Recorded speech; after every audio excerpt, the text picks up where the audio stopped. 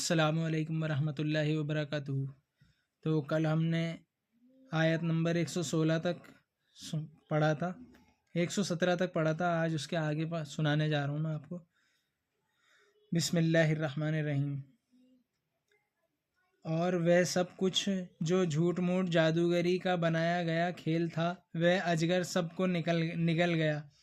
بس پھر تو حق ظاہر ہو گیا اور جادوگروں اور فرعون کے لوگوں کا سارا کام جھوٹا ثابت ہو گیا۔ تب وہی مقابلے کے بعد سب دب کر رہ گئے اور ذلیل ہو کر میدان سے واپس ہوئے، اور جادوگر سجدے میں گر پڑے، بول اٹھے کہ ہم رب العالمین پر ایمان لائے، جو موسیٰ علیہ السلام اور ہارون کا رب ہے، اس پر ایمان کا ہم اعلان کرتے ہیں۔ فرعون چیخ اٹھا کہ تم اس پر میری اجازت لینے کے پہلے کیوں ایمان لائے؟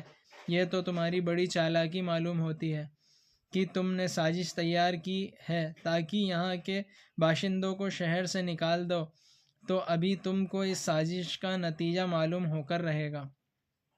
میں ضرور تمہارے ایک طرف کے ہاتھ اور دوسری طرف کے پاؤں کٹوا دوں گا، پھر اس کے بعد تم سب کو اکٹھا سولی پر لٹکا دوں گا۔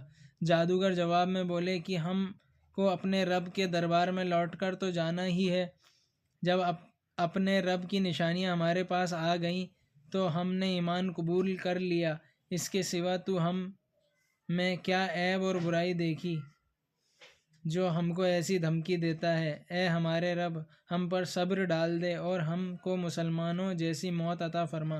فرعون کی قوم کے سردار بولے، کیا تم موسیٰ اور اس کی قوم کو چھوٹ دے رہے ہو تاکہ ملک میں ان کا فساد چلتا رہے اور تجھ کو اور تیرے بتوں کو یہ ٹھکرا دیں؟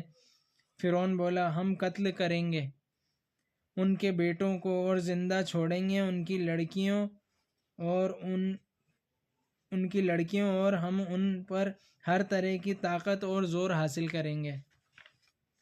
حضرت موسیٰ نے اپنی قوم سے فرمایا کہ اللہ سے مدد مانگو اور صبر کرو، زمین اللہ کی ہے، اپنے بندوں میں جس کو چاہے زمین کا وارث بنا دے، اور اچھا انجام تو صرف پرہیزگاروں کا ہوگا۔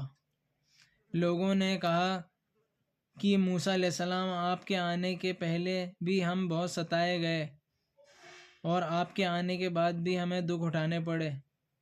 موسیٰ علیہ السلام نے کہا کہ اب بہت جلد تمہارا رب تمہارے دشمن کو ہلاک کر دے گا اور ملک میں تم کو خلافت یعنی ستہ عطا کرے گا، پھر تم کو بھی آزما کر دیکھے گا کہ تم کیا کچھ عمل کرتے ہو۔ تو آج کے لیے بھائی اتنا ہی، اور باقی جو میں کل کی ویڈیو میں آپ کو